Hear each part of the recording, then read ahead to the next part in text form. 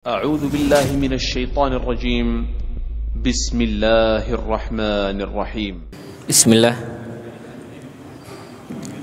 السلام عليكم ورحمة الله وبركاته. إن الحمد لله نحمده ونستعينه ونستغفره ونعوذ بالله من شرور أنفسنا ومن سيئات أعمالنا.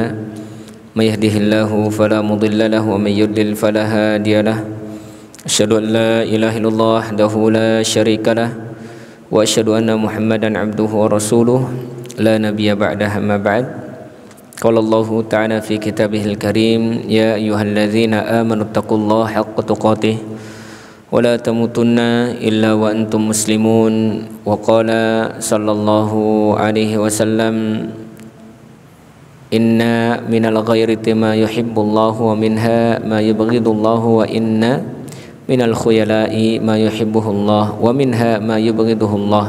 فأما الغير التي يحبها الله فالغيرة في الريبة، وأما الغيرة التي يبغضه الله فالغيرة في غير الريبة. أما بعد، Ma'asyiral muslimin dan muslimah yang semoga dimuliakan oleh Allah Subhanahu wa taala. Alhamdulillah, kita memuji dan bersyukur kepada Allah. Kita masih diberikan kenikmatan oleh Allah Subhanahu wa taala.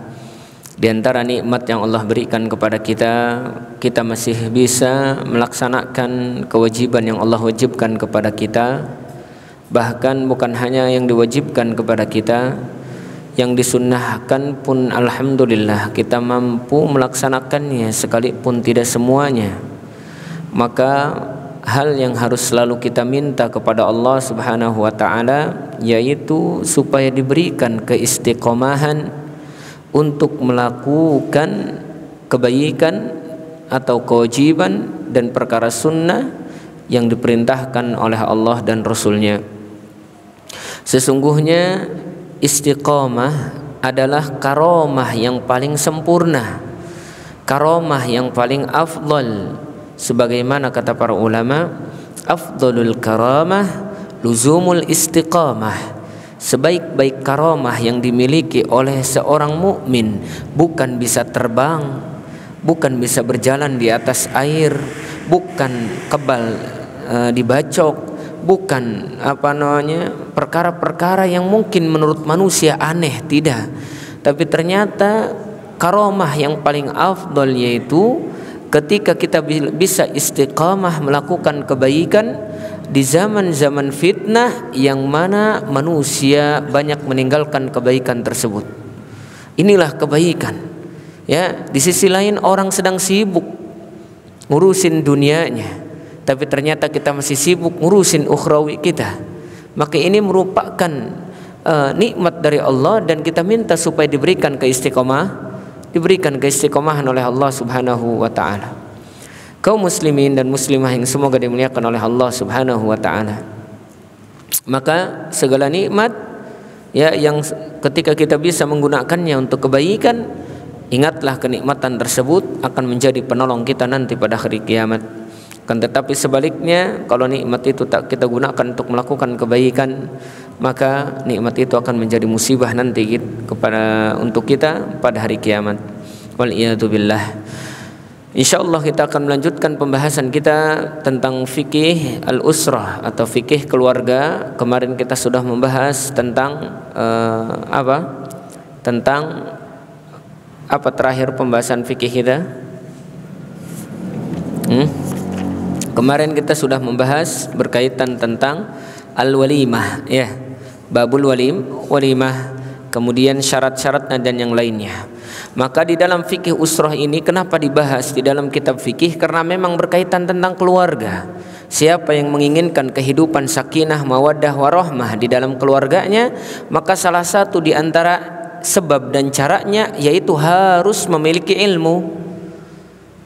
Tak mungkin ada keluarga yang sakinah, mawaddah, warahmah dibangun tidak di atas ilmu, mustahil. Ya.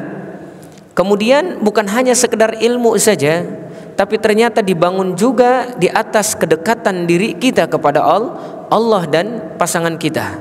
Makanya kalau kita ingin mendapatkan sakinah, mawaddah, warahmah yang mungkin banyak diucapkan oleh orang-orang, yang banyak ditulis di kalimat-kalimat sakinah mawaddah warahmah, entah di undangan ataupun yang lainnya, ya, maka itu semua tidak akan bisa kita peroleh, tidak mampu bisa kita raih kecuali dengan ilmu dan kedekatan kita kepada Allah Subhanahu wa taala.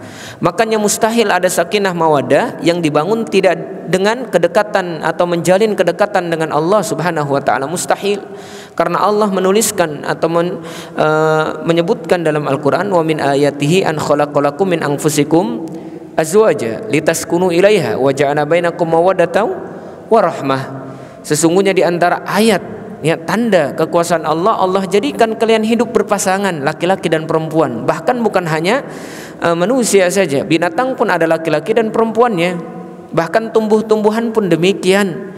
Maka itu adalah tanda, ayat dari Allah Subhanahu wa taala. Kemudian Allah jadikan hatimu tenang dengan dijadikan berpasang-pasangan ini, karena gak mungkin laki-laki hidup sendirian, perempuan hidup sendirian, dan gak mungkin laki-laki hidup dengan laki-laki, maksudnya berpasangan dengan laki-laki, kemudian perempuan berpasangan dengan perempuan, mustahil. Ya, sendal aja kalau kiri semua gak nyambung, kalau kanan semua gak nyambung, jadi butuh yang namanya pasangan itu tidak harus sama. Dan laki-laki perempuan dijadikan oleh Allah untuk menenangkan satu sama lain. Perempuan tenang kalau ada laki-laki di rumah, kalau misalkan mau minta tolong apa-apa, ngangkat galon, masang gas atau yang lainnya, minta tolong ke laki-laki, tenang, enak, nyaman. Kemudian laki-laki ketika pulang, ya, dari luar melihat sesuatu yang tidak diinginkan, pulang ke rumah ada istri, ya, yang menunggunya, menyiapkan ini dan itu untuk mereka. Ya, maka apa? Dijadikan keduanya itu penuh dengan ketenangan. Kemudian dijadikan kasih sayang, cinta di situ, sakinah, mawaddah, warahmat, dan kasih sayang. Bagaimana caranya? Menjalin kedekatan dengan Allah. Ini mau pengen sakinah, mawaddah, warahmah, tapi jauh dari Allah. Bohong kalau misalkan ada orang yang sudah menikah tidak dekat dengan Allah, katanya sakinah, mawaddah, warahmah. Tuh si fulan hidupnya tenang-tenang aja kok, ya. Ternyata dia tidak dekat dengan Allah, jauh dari kalimat atau dari kata ibadah misalkan, atau mungkin tidak taat kepada Allah misalkan, ya, melakukan perkara haram. Tapi dilihatnya katanya sakinah mawaddah warahmah, enggak. Zahirnya saja terlihatnya, batinnya mah ternyata apa? Bercerai-berai. Ya, karena mustahil sakinah mawaddah warahmah itu didapatkan kalau bukan dengan menjalin kedekatan dengan Allah Subhanahu wa taala sama pasangan. Ya, makanya tadi Allah itu memulai dengan kalimat ayat. Yang namanya ayat itu kata Allah dalam Quran, wa idza tuliyat ayatuhu zadatuhum imana. Kalau misalkan ayat itu dibacakan kepada orang mukmin, maka bertambah keimanannya. Jadi orang yang menikah itu, ya, harusnya bertambah keimanannya. Bertambah karena dia telah menyempurnakan setengah agamanya. Tinggal dia menyempurnakan setengah yang lain dengan bertakwa. Kalau melakukan bertakwa dari segala apa yang dilarang oleh Allah dan berusaha menjalankan apa yang diperintahkan oleh Allah Subhanahu wa taala. Kemudian kita membahas juga kemarin tentang bagaimana bermuamalah dengan keluarga. Ada adabnya. Kalau misalkan ingin sakinah mawaddah warahmah, salah satu di antara sebab dan caranya itu harus memberikan satu sama lain haknya. Laki-laki memberikan hak kepada suami, suami memberikan hak kepada istrinya. Dan di antara hak kedua pasangan ini, yang paling besar di antara haknya yaitu hak laki-laki. Ya, maka harus ditunaikan haknya. Perempuan menunaikan hak kepada laki-laki. Berikan apa yang memang harus ditunaikan dari perempuan untuk laki-laki. Begitupun laki-laki. Berikan, tunaikan. Dan seorang pasangan itu harus memiliki kecemburuan kepada keluarganya. Jangan sampai keluarganya diumbar, nggak pakai kerudung, biasa aja, ya. Kemudian jalan-jalan ke sana kemari biasa aja, tidak ada nasihat, udah sih biasa, udah biasa ini, ya. Maka ini namanya laki-laki dayus yang tidak punya tidak punya kecemburuan terhadap keluarganya. Maka ini harus diberikan kepada seorang perempuan atau keluarga di dalam keluarga kita, supaya apa? Supaya ada kecemburuan satu sama lain, ya. Kemudian harus diberikan hak ya, baik di rumahnya, di kasurnya, ya, di ranjangnya maksudnya, kemudian di luar rumahnya, berikan haknya satu sama lain. Masing-masing punya haknya, harus diberikan. Kalau seandainya istrinya punya 2, 3, 4, berikan haknya juga di situ. Keadilan terhadap kedua atau ketiga atau keempat istrinya. Tidak boleh apa? Tidak boleh condong kepada salah satu di antaranya. Kemudian saling memberikan kenyamanan bermuamalah yang baik di rumah tangga, ya, laki-laki dan perempuan, suami istri. Pokoknya berikan haknya, insyaallah Allah datangkan sakinah, mawaddah, warahmah. Kenapa sih banyak di antara keluarga mungkin yang tidak sakinah, mawaddah, warahmah? Karena salah satu di antaranya atau penyebabnya karena tidak memberikan hak satu sama lain. Terkadang laki-laki mentang-mentang punya hak yang paling besar, mentang-mentang punya hak yang paling tinggi, ngerasa pengen dilayani terus, ngerasa paling harus dilayani terus, kemudian harus diberikan haknya terus. Padahal kata Allah Subhanahu wa taala, walahunna mithlul ladzi alaihinna bil ma'ruf.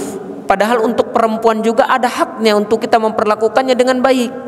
Ini mah terkadang laki-laki pengennya dimanjakan saja, tapi lupa memanjakan istrinya misalkan. Atau mungkin sebaliknya, istri pengennya dimanja aja, pengennya dimengerti aja. Dasar laki-laki nggak peka, dasar laki-laki nggak pengertian. Banyak ucapan demikian. Ya, padahal dia berusaha mencari kerja, membelikan ini dan itu. Itulah bentuk perhatian laki-laki. Terkadang mungkin salah saja cara mengaplikasikannya. Ya, perhatiannya beda satu orang dengan yang lainnya biasanya. Ada yang romantisnya romantis banget, ada yang memang perhatiannya dengan cara yang lain. Maka tidak boleh saling menuntut satu sama lain. Berikan hak sesuai dengan kemampuannya dan harus saling mengerti satu sama lain. Kalau tidak saling mengerti satu sama lain, saling menuntut haknya satu sama lain, yang ada rusak rumah tangga, minimal keributan dan fitnah di dalam rumah tangga, ya. Minimal apa? Minimal ada kerusakan dalam rumah tangga, ya. Kita lanjutkan. Jadi kalau misalkan kita ingin rumah tangga yang sakinah, mawaddah, warahmah, sakinah, mawaddah, warahmah itu bukan berarti jauh dari yang namanya masalah, enggak. Jadi ketika ada masalah, bagaimana caranya menyelesaikan dengan bijak, ya, enggak langsung ujung-ujung talak, enggak langsung ujung-ujung pisah, enggak langsung ujung-ujung datang ke pengadilan, enggak. Ya, jadi sakinah, mawaddah, warahmah itu sedikit sekali permasalahannya, berusaha menjaga satu sama lain, ya. Maka ini yang harus kita lakukan dalam rumah tangga, sehingga rumah tangga kita akan menjadi rumah tangga yang sakinah, mawaddah, warahmah, ya. Jangan banyak menuntut dan jangan banyak yang lainnya. Maka ini juga ditentukan dari cara memilih pasangan sebelum menikah. Makanya ketika mau menikah, hati-hati dalam memilih, nggak sembarangan memilih. Yang paling minimalnya kata Rasulullah SAW, kalau perempuan pilihlah laki-laki yang bagus agamanya dan yang bagus akhlaknya, ya. Sisanya udah bonus, ya, sisanya bonus. Jadi jangan dulu hartanya dilihat, pekerjaannya apa, bibit bebet bobotnya, ya. Jangan dulu itu. Tapi yang diperhatikan apa? Bagaimana akhlaknya dan bagaimana agamanya. Maka kata para ulama mengatakan, di antara cara untuk kita melihat bagaimana akhlak dan agamanya baik, pertama, ketika kita ingin melihat bagaimana agamanya baik, lihatlah bagaimana dia menjaga sholat 5 waktunya. Karena kenapa? Karena kalau dia menjaga sholat 5 waktu, berarti menandakan dia menjaga antara dia dengan Allah Subhanahu wa taala. Terutama pada salat subuhnya. Kalau seandainya sholat subuhnya di masjid, ya, dijaga, ya, itu insyaallah agamanya tidak cukup, ya, cukup. Kemudian bagaimana amanahnya? Kemudian bagaimana dia bermuamalah dengan manusia yang lainnya. Kalau misalkan akhlaknya dilihat bagaimana akhlaknya baik, kata para ulama, di antara cara untuk melihat akhlak seorang baik itu bagaimana dia memuliakan kedua orang tuanya. Bagaimana dia memuliakan kedua orang tuanya. Kemudian bagaimana dia menghormati yang tua dan menyayangi yang muda. Kalau seandainya itu sudah terrealisasikan dalam kehidupannya, jangankan kepada laki-laki, jangankan kepada perempuan, kepada laki-laki pun ya, dia akan terus menjaga penghormatannya dan penghargaannya, kemudian menyayangi satu sama lain. Perempuan pun akan dijaga, ya, perempuan pun akan dijaga. Jadi itu yang diperhatikan, ya, hati-hati dalam memilih kalau perempuan. Dan kalau laki-laki boleh milih 4, ada hartanya, cantiknya, keturunannya, kemudian barulah di situ pilih agamanya. Ustadz, mana dulu yang kita cari, cantik dulu apa agama dulu? Kata Syekh Utsaimin rahimahullah, kalau engkau mau menikah, lihatlah cantiknya dulu. Lihatlah cantiknya dulu, sebagaimana hadis Rasul sallallahu alaihi wasallam. Rasulullah mengatakan, "Ungdur li jamaliha", lihatlah kecantikannya. Jadi tidak menafikan kalau laki-laki menanyakan cantik, wajar, enggak jadi masalah. Akan tetapi di akhir hadis Rasulullah mengatakan, "Fadhfar bidzatid din taribat yadak." Tapi kalau engkau ingin beruntung, maka pilihlah yang punya agamanya. Kenapa Syekh Utsaimin mengatakan pilih cantik dulu? Karena ketika engkau melihat cantik dulu, engkau kalau sudah tertarik cantiknya, baru engkau tanyakan bagaimana agamanya. Ketika buruk agamanya, engkau meninggalkan karena agama, bukan karena kecantikan. Tapi kalau engkau menanyakan agamanya, gimana agamanya? Luar biasa agamanya, gini dan gitu. Kemudian engkau tanyakan, cantik enggak? Enggak, ya udah enggak jadi. Pada hakikatnya kita meninggalkan karena kecantikan. Ya, maka boleh menanyakan apa dulu? Cantik, silahkan. Tapi ingat, kalau ingin beruntung rumah tangga, kenapa? Karena mendidik anak, bertanggung jawab terhadap rumah suaminya, itu bukan dengan kecantikan, tapi dengan agama yang akan menjadikan perempuan itu solehah, ya. Maka boleh dengan 4, tapi yang paling beruntung yaitu ketika memilih yang keempat ini agama, ya. Ustadz, kalau 4-4-nya boleh, silahkan. Idealnya seperti itu 4. Tapi kalau seandainya dari 4 ini nggak ada satupun, misalkan minimal agama harus ada. Minimal agama harus ada. Kalau misalkan kita tempatkan misalkan cantik 0, ya, kemudian nasab 0, kemudian apa? Kemudian keturunan atau harta 0. Kalau misalkan ada agamanya 1, 1000, 1,0,0,1000 ya. Kalau seandainya 1 cantik hilang, tinggal berapa?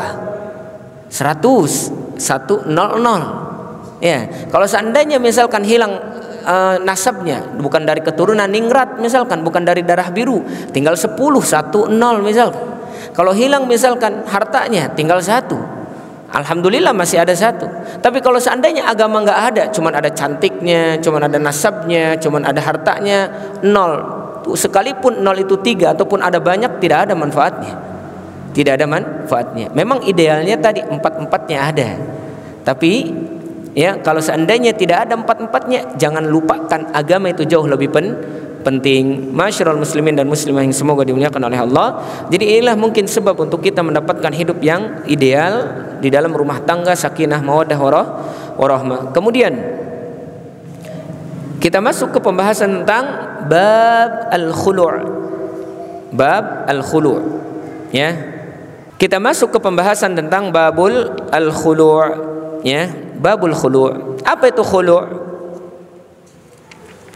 Ya, kita harus mengetahui dulu al-khulu'. Khulu', ya, kalau kita artikan dalam bahasa atau secara bahasa artinya meminta lepas atau melepaskan. Diambil dari kalimat bahasa Arab khala'a.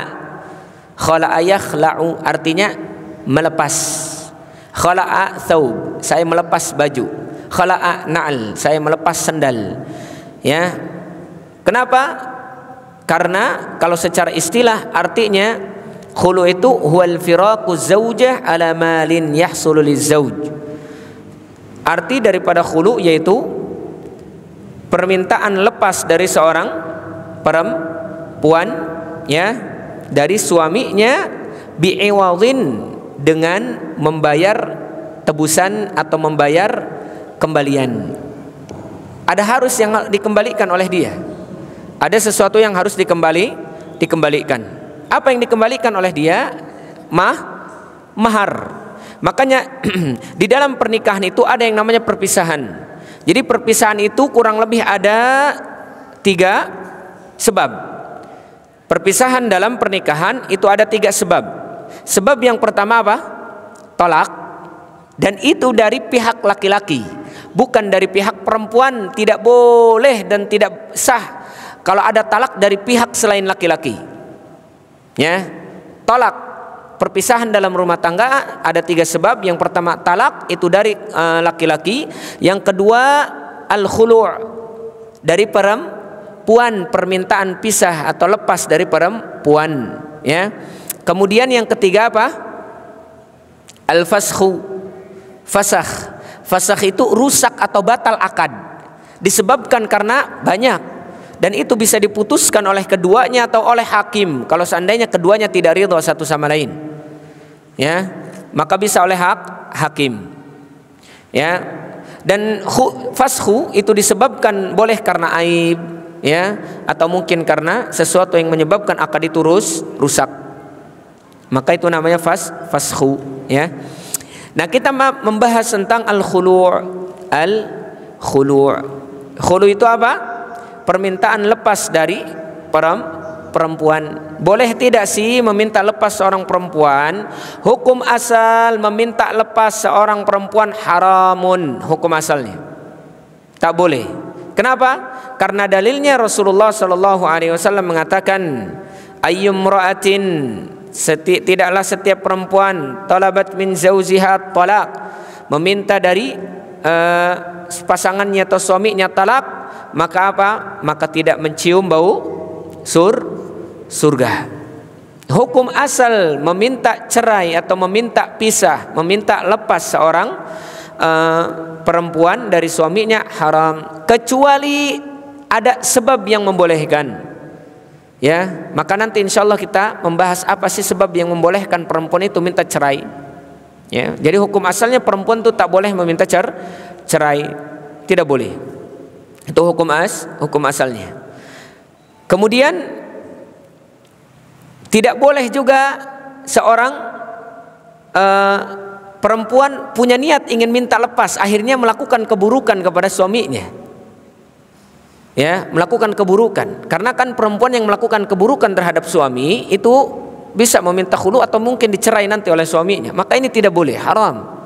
Haram. Dia memulai mencari masalah misalkan, tidak boleh. Atau seorang laki-laki, karena memang khulu ini dia meminta lepas dari perempuan dengan syarat mengembalikan apa yang diberikan oleh laki-laki. Misal seorang perempuan mengatakan, saya ingin minta pisah darimu, saya akan kembalikan apa yang sudah engkau berikan, ya, terutama mahar. Ya, maka seorang suami kalau seandainya dia menerima, tidak mengatakan apa-apa, berarti menandakan terjadilah itu khulu'. Ya, atau mungkin dengan cara dia menerima, ya sudah, ya, kalau kamu mau mengadakan saya yang talak kamu, jangan kamu yang khulu' atau meminta lepas, tapi kembalikan apa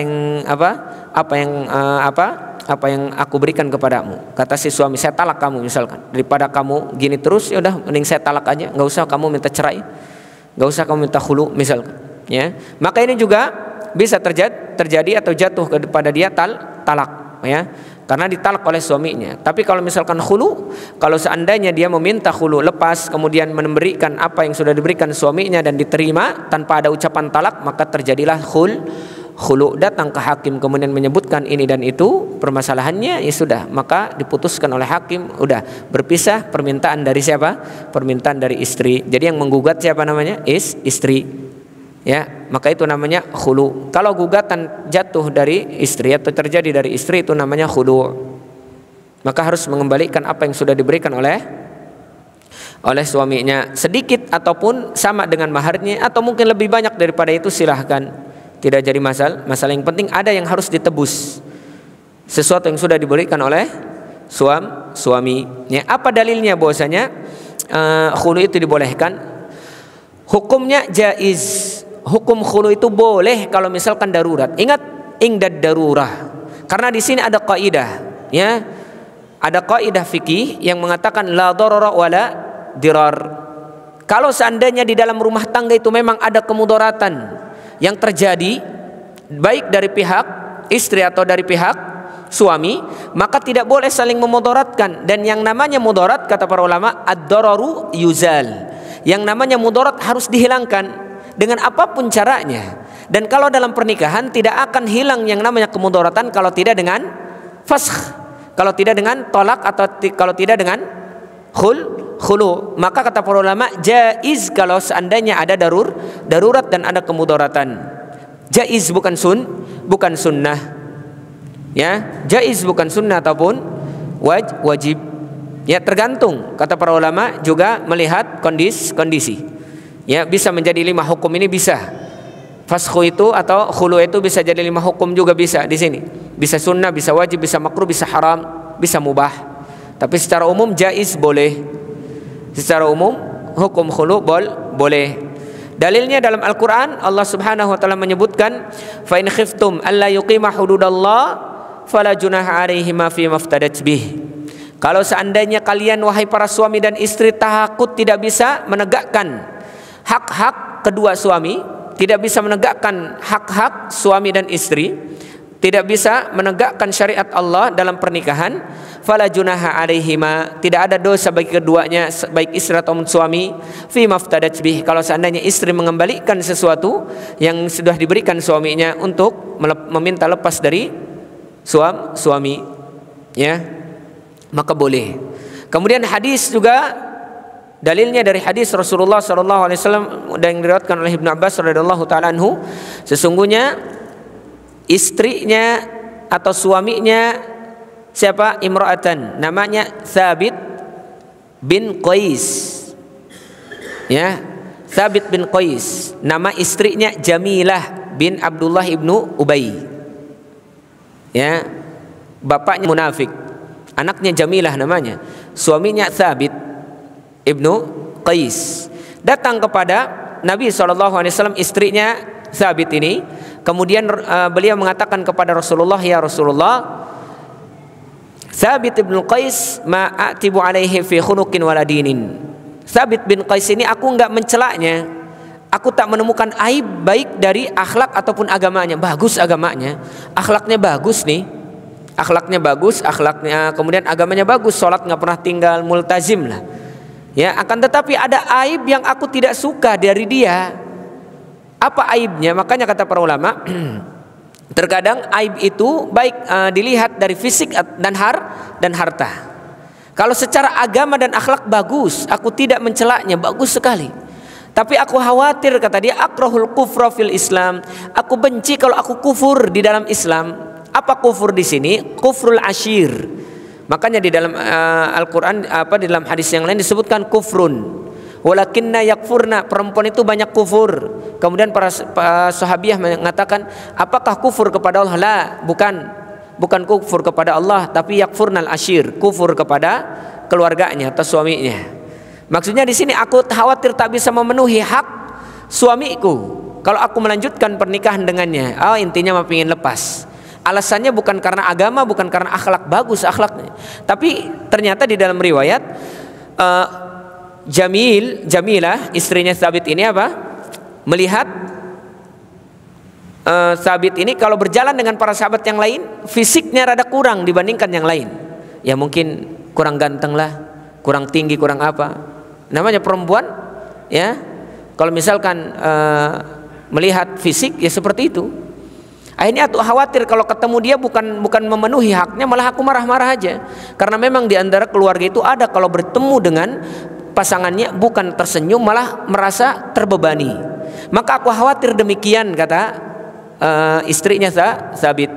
Kemudian kata Rasulullah SAW, aturidina alaihi hadiqatah, apakah kamu mau mengembalikan hadiqahnya atau tamannya, sawahnya, kebunnya yang sudah diberikan kepadamu sebagai mahar. Jadi dulu maharnya, kata para ulama apa? Maharnya kebun. Maharnya kebun. Maukah kamu mengembalikan maharnya? Kata dia, ya nggak apa-apa, yang penting aku pisah darinya. Kemudian kata Rasulullah SAW, Iqbal al-hadiqah wa talliqha tatliqatan ya Thabit. Terima lagi kebunmu yang kamu jadikan mahar untuk Jamilah istrimu, kemudian ceraikan dia atau lepaskan dia. Ya. lepaskan dia. Di sini dalil bahwasanya dibolehkan perempuan meminta cerai, dan ini perceraian dari perempuan pertama kali di masa jahiliyah, kata para ulama. Ini minta cerainya dari perempuan pertama kali, ya. Ma'asyiral muslimin dan muslimah yang semoga dimuliakan oleh Allah Subhanahu wa taala. Kemudian syarat khulu', ada syaratnya. Syarat khulu'. Di antara syarat khulu' yang pertama yaitu anna imra'ata idza karihat zawjaha li khuluqihi aw dinihi aw dha'fi aw kibrihi aw nahu dzalika jazalaha an taftadi minhu bi'audhin. Kalau seandainya seorang perempuan itu ingin meminta cerai dari suaminya, maka syaratnya yang pertama yaitu dia membenci dari suaminya itu benci karena Allah. Mungkin karena akhlaknya, agamanya, kemudian lemahnya, ya, lemahnya atau kesombongannya, yang mana ketika dinasehatin mungkin tidak mau berubah. Keburukannya, kemaksiatannya, ketika sudah dinasihati tidak mau berubah dan tidak mau mendengar. Maka boleh seorang perempuan meminta khulu', ya, dengan syarat mengembalikan sesuatu yang sudah diberikan oleh suaminya dari mahar. Ya, itu yang pertama. Ya. Kemudian kata para ulama, yang kedua, idza karihat, kalau seandainya perempuan istri membenci aib yang ada di suaminya, yang buruk aibnya itu, maka boleh.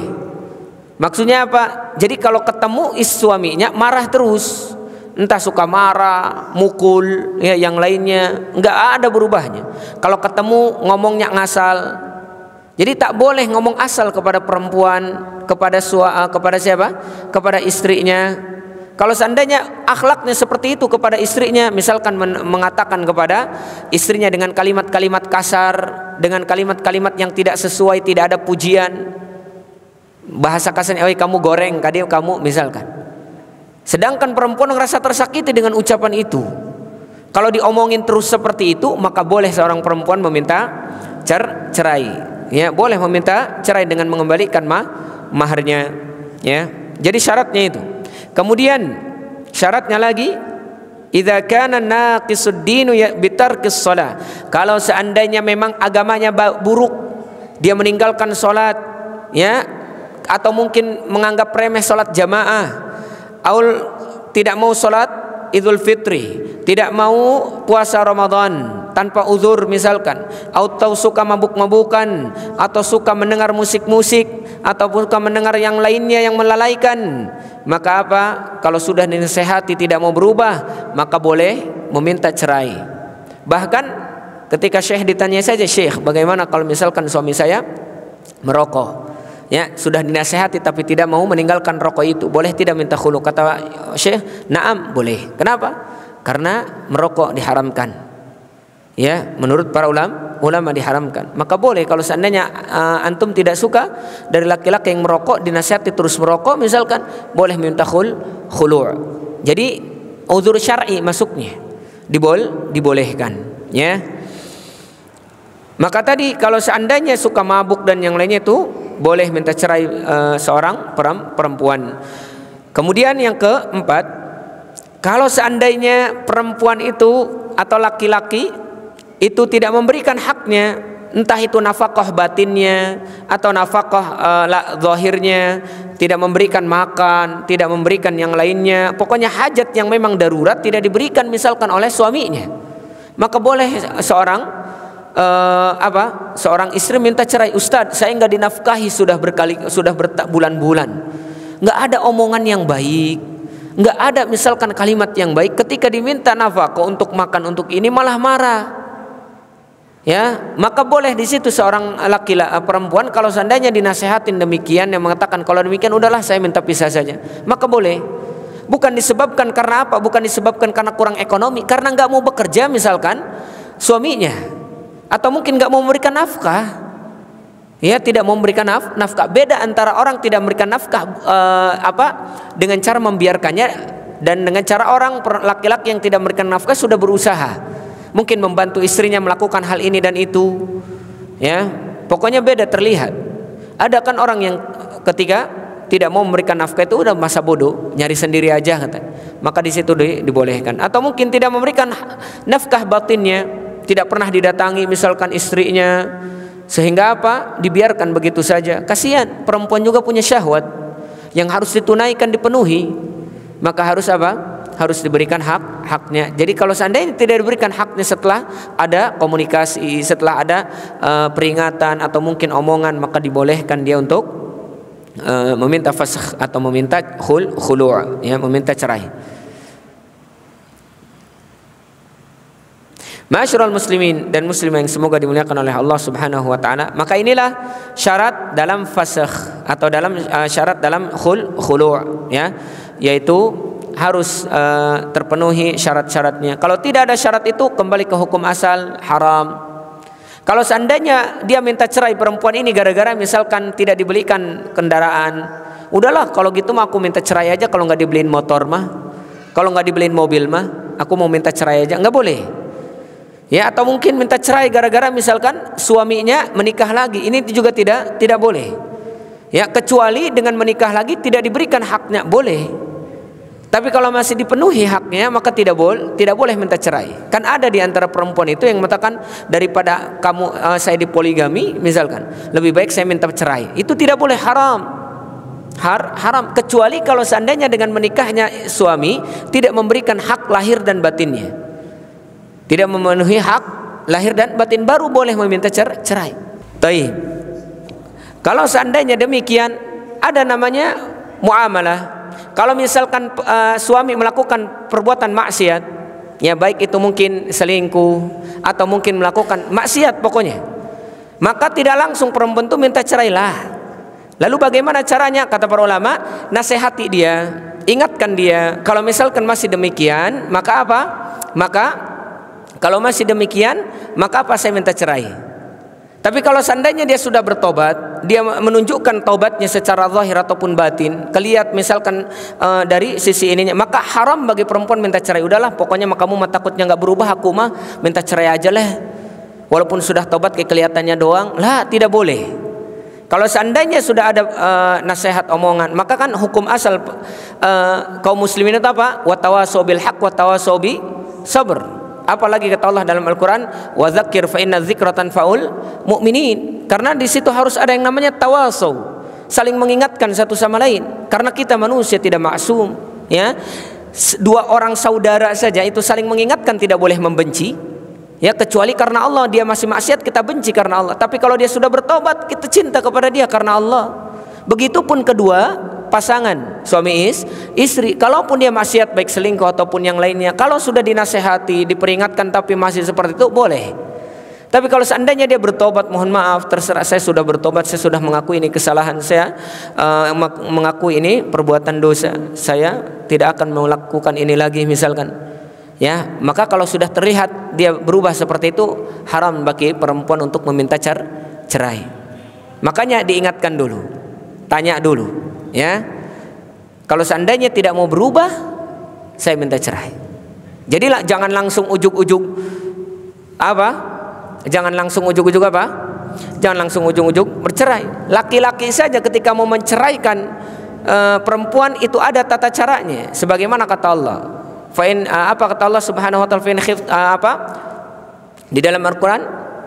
Kalau kalian wahai laki-laki takut perempuan itu nusyuz, ya, walladzina takhafuna nusyuzahunna, kalau kalian khawatir terhadap keburukan istrimu melakukan maksiat, entah itu selingkuh mungkin juga, atau mungkin melakukan keburukan, kemaksiatan dan yang lainnya, maka caranya fa'idhuhunna.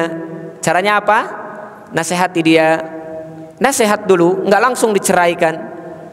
Ya. Enggak langsung diceraikan, ya. Kemudian apa? Wahjuruhun. Kemudian hajar, dipisah ranjang, ya. Kemudian apa? Fadribuhun, boleh dipukul yang tidak melukai, baru kalau demikian boleh kita tinggalkan. Akan tetapi permasalahan tolak ini insya Allah nanti kita bahas. Makanya nanti ada khulu, ada tolak, ada ila, ada faskhun. Faskhun kemarin kalau nggak salah sudah dibahas. Tolak setelah khulu ada tolak. Insya Allah nanti kita bahas tolak di kesempatan berikutnya insya Allah. Ya, ini khulu dulu perempuan. Jadi seperti itu. Ya, kenapa? Karena memang hukum kita sebagai saudara sesama muslim saling mengingatkan, apalagi yang lebih berhak saling mengingatkan siapa? Suami istri. Ya, jangan sampai ketika pisah nanti akhirnya apa? Ada kasihannya Allah, ya kasihan dia sudah berubah, pengen amat balik lagi. Aibnya sudah kita sebar kemana-mana. Yang malu siapa?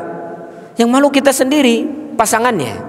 Dulu mah katanya gini gitu-gitu, ujung-ujungnya mau balik deui. Bener nggak? Makanya kalaupun ada aib yang memang aib itu nampak zahir, biarkan. Kalau ingin pisah karena aib itu disebabkan tak mau berubah, tinggalkan. Kenapa kamu berpisah? Khalas. Tak perlu tahu kenapa saya berpisah. Ya, kenapa? Karena kalau misalkan kita sebut aibnya, khawatir nanti ketika ingin balik lagi malu sendiri. Makanya tutup aib suami kalau memang melakukan maksiat. Kenapa? Aib suami pada hakikatnya aib istri atau keluarga. Tutupi aib itu. Sekalipun dia melakukan dosa besar, kecuali dia melakukan kesyirikan yang jelas, atau mungkin dia melakukan melakukan kekufuran yang mengeluarkan dia dari Islam. Barulah di situ sebutkan saya pisah dia karena dia keluar dari Islam. Ya, tapi kalau seandainya tidak dibutuhkan untuk menyebutkan aib kecuali mungkin di hakim atau di mana, kenapa dia kamu ingin berpisah misalkan, baru di situ dibolehkan. Yang penting kepada hakim, tapi kepada orang awam atau kepada masyarakat nggak perlu. Ini rata-rata di kita tersebar aib, ya tersebar aib. Ujung-ujungnya balik lagi, siapa yang rugi? Sudah keluarga sendiri yang rugi, suami istri. Makanya sebesar apapun maksiat yang dilakukan oleh saudara kita sama muslim, apalagi pasangan kita, maka tutupi aib itu. Tutupi aib itu, ya, ditutupi. Kecuali sesuai dengan syariat. Kecuali dengan syariat. Kalau dia sudah bertobat, tutupi aib itu. Tutupi, ya. Nanti ada pembahasan bagaimana cara kita melakukan hajar, mendiamkan saudara kita setahun, apa yang dilakukan ini dan itu juga ada pembahasannya. Tapi hukum asalnya kaum muslimin yaitu saling mengingatkan dan saling menasihati satu sama lain. Ingat, membenci bukan orangnya, tapi membenci apa yang dilakukan olehnya. Ketika dia sudah bertaubat, maka kita kembali mencintai dia karena Allah. Kalau kita membenci orangnya, dia sudah bertobat, dia nggak mau ketemu lagi mukanya. Udah, saya nggak mau ketemu muka kamu. Padahal mungkin dia sudah bertobat, taubatnya diterima oleh Allah Subhanahu wa taala. Pernah dengar kisahnya siapa? Ma'iz. Dia melakukan perzinahan, kemudian dia bertobat, datang kepada Rasulullah sallallahu alaihi wasallam, kemudian dicela oleh para sahabat. Ma'iz, kamu tuh berzina ini dan itu. Kemudian kata Rasulullah, diam. Jangan kau cela saudaramu. Jangan kau cela saudaramu. Kemudian kata Rasulullah, lau qusimat, kalau seandainya taubatnya itu ditimbang dengan seluruh taubatnya penduduk dunia, lawasa'athu, tidak akan pernah menyaingi taubatnya Ma'iz. Karena kita nggak tahu, di luar sana boleh jadi orang yang melakukan maksiat bertobat. Makanya kita dianjurkan tuh benci karena Allah, marah karena Allah. Bukan karena apa? Bukan karena orangnya, bukan. Kalau dia melakukan maksiat, kita benci maksiatnya. Kalau orangnya kita sayang, kenapa? Akhirnya diingatkan. Kasih sayang seseorang muslim kepada muslim lainnya atau pasangan kepada pasangan yang lainnya, ketika melakukan maksiat diingatkan. Bukan dibenci. Ini makan akhirnya apa? Ngelihat mukanya benci. Padahal dia memberikan haknya, berusaha dan mungkin sudah bertaubat. Ya, maka disinilah kalau misalkan ada tadi pertanyaan ibu-ibu, ya, kalau seandainya melakukan maksiat apapun itu, ya, maka jangan langsung mengajukan gugatan, ya, kemudian tanya dulu kenapa demikian, mau berubah atau tidak dan yang lainnya. Dan kalaupun memang mau berpisah misalkan, ya, kalaupun memang mau berpisah, maka silahkan datang ke hakim, nanti hakim yang memutuskan, ya, hakim yang memutuskan, ya. Tapi jangan menyebarkan aib. Kasihan itu kalau sudah punya anak itu kan bapak anakmu. Ya, bapak ya anak-anak ibu-ibu ataupun laki-laki. Kalaupun menyebarkan aib istri, ya, pada hakikatnya itu adalah ibu anak-anak kita laki-laki, ya kan? Maka buat apa disebarkan aibnya? Dia disebarkan tidak baik. Lebih baik apa? Dinasihati dengan baik, dengan cara yang baik, ya. Ma'asyiral muslimin dan muslimah yang semoga dimuliakan oleh Allah Subhanahu wa taala. Jadi itulah khulu' yang boleh dilakukan oleh perempuan, ya, dengan syarat tadi yang sudah disebutkan.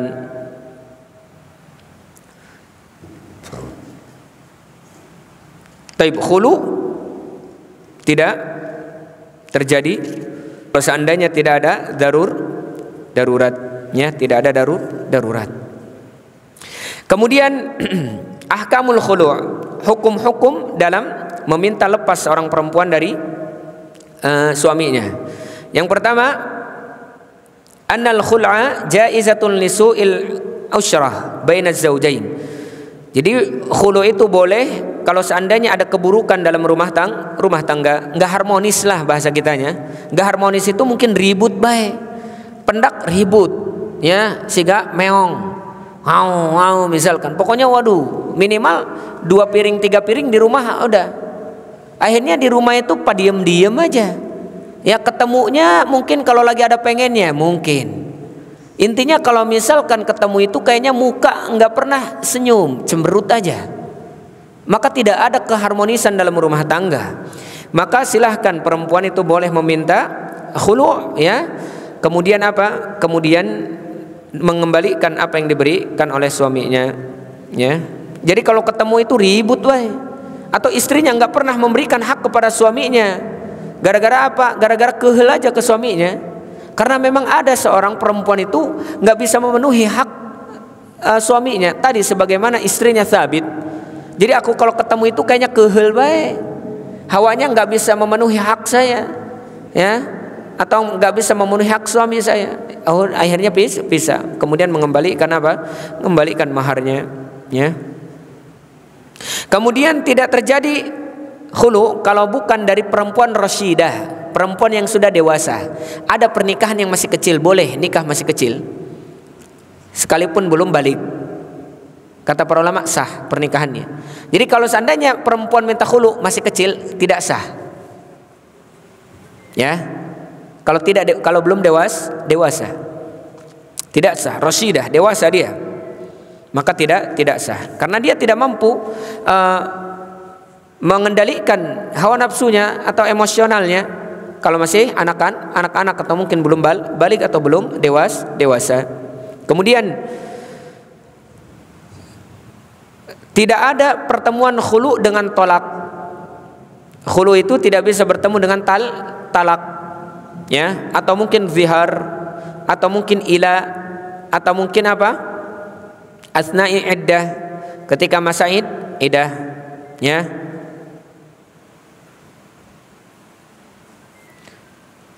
Karena kenapa?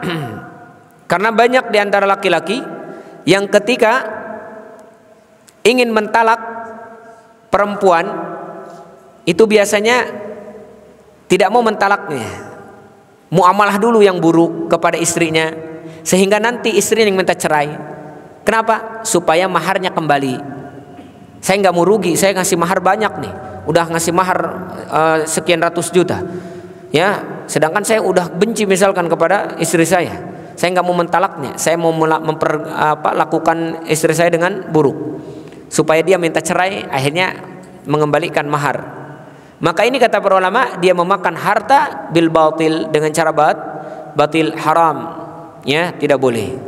Akhirnya apa? Bermuamalah dia dengan buruk, memulai muamalah dengan buruk dengan istrinya supaya istrinya minta cerai, supaya mengembalikan maharnya. Maka ini memakan harta kaum muslimin dengan cara batil, tidak boleh, ya. Kemudian khulu dibolehkan ketika masa haid, beda dengan tolak. Nanti insya Allah kita bahas tolak. Tolak itu tidak boleh ketika haid, tidak boleh ketika haid, dan tidak boleh ketika suci sudah digauli. Mohon maaf, sekarang misalkan sedang suci, bulan ini suci, dia pergauli istrinya, kemudian tiba-tiba ditalak, tidak boleh,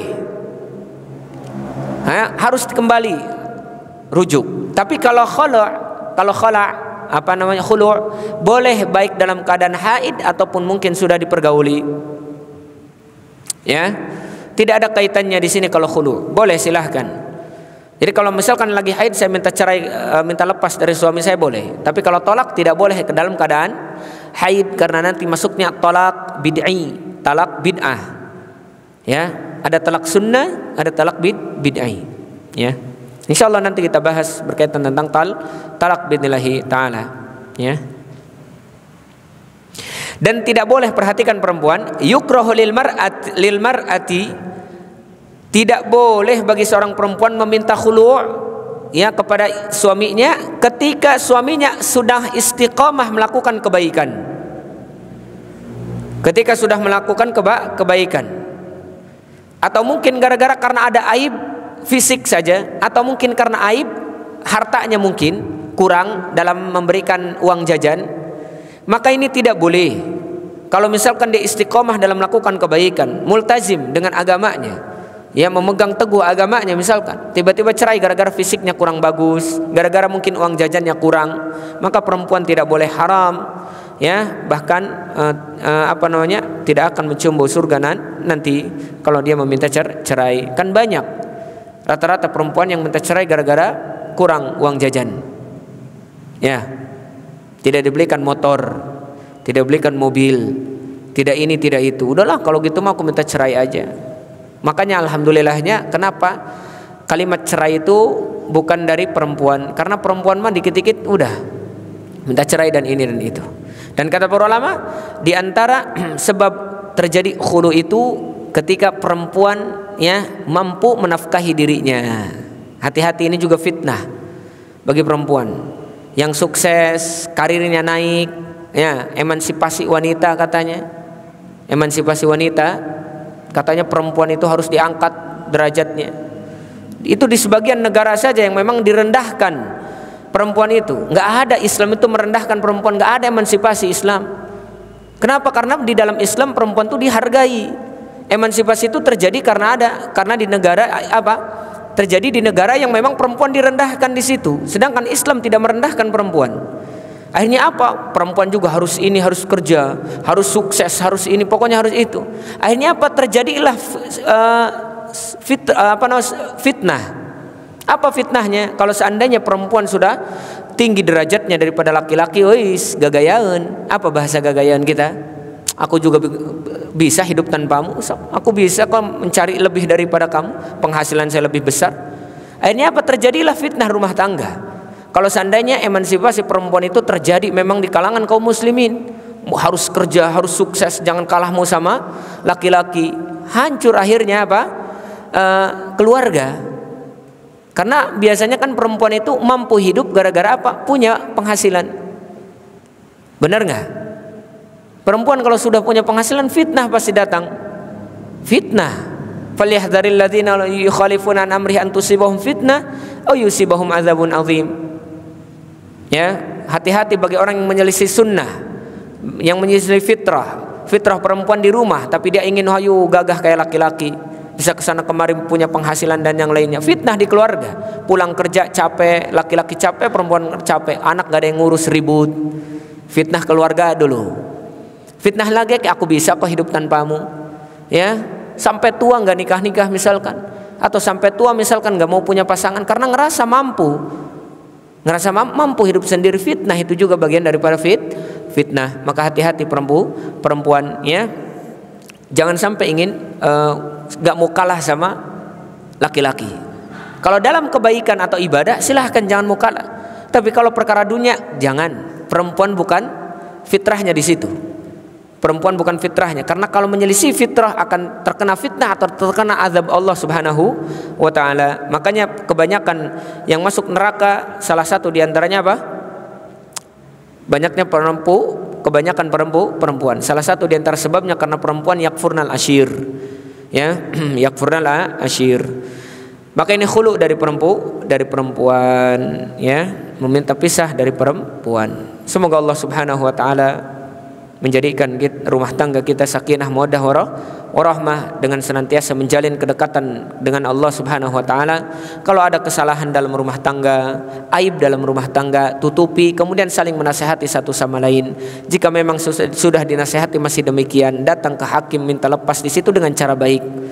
Jangan sampai dengan membuka aibnya ke sana kemari, ya.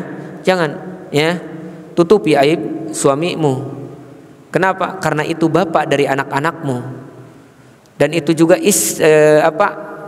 anak dari istri-istrimu. Tutupi aib istrimu kalau memang ada aib dari istri, ya. Ma'asyiral muslimin dan muslimah yang semoga dimuliakan oleh Allah Subhanahu wa taala, itulah babul khulu'. Bab khulu'. Ada pertanyaan sampai sini? Sebelum kita bahas nanti pembahasan tentang apa? Tolak. Insyaallah nanti tolak di pertemuan yang selanjutnya biidznillah taala. Apa bedanya khulu dengan faskhun dengan tolak? Tadi ya, tolak itu dari laki-laki, khulu dari perempuan. Fasakh terjadi mungkin karena kesalahan dalam akad, atau mungkin terjadinya sesuatu yang membatalkan pernikahan, fasakh. Beda nanti antara masa iddah. Masa iddah khulu, fasakh dan tolak. Masa iddah khulu, masa iddahnya 1 kali haid. 1 kali haid. Ketika misalkan minta cerai, maka apa? Maka masa iddahnya, perempuan minta cerai, minta khulu, minta lepas, masa iddah perempuan ini 1 kali haid saja. Dan disebutkan oleh para ulama di sini dia masuknya kepada bainunah. Jadi tidak bisa rujuk. Kalau misalkan khulu, perempuan minta cerai, tidak bisa rujuk. Beda dengan talak. Kalau talak kan bisa rujuk. Kalau seandainya ditalak, perempuan masa iddahnya 3 kali haid, 3 kali suci. Kalau tidak ada haid, tidak ada suci, berarti dihitung bulan, 3 bulanan. Ya. Dan itu kalau misalkan masa iddah boleh rujuk kembali. Tapi kalau khulu tidak bisa rujuk. Jadi kalau pengen lagi istrinya kepada suaminya, atau suami pengen ke istrinya, maka harus nikah lagi dengan mahar yang baru, wali, saksi, pernikahan seperti awal dia menikah, ya.